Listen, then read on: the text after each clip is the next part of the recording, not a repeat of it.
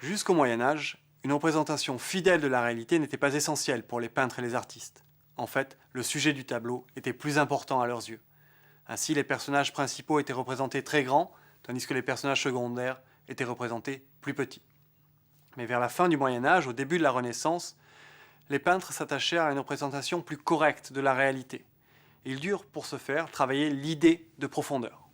Ils inventèrent 3 techniques pour travailler cette idée de profondeur. La première de ces techniques fut de représenter plus grands les objets qui étaient au premier plan, tandis que les objets qui étaient au second plan étaient représentés plus petits. La deuxième de ces techniques fut d'utiliser des couleurs foncées pour le premier plan et des couleurs plus claires pour le second plan. Pensez à la Joconde de Léonard de Vinci. Enfin, la troisième de ces techniques est la technique du point de fuite, où toutes les droites perpendiculaires au tableau se rejoignent en un point au fond du tableau, afin que le regard du spectateur plonge dans la toile.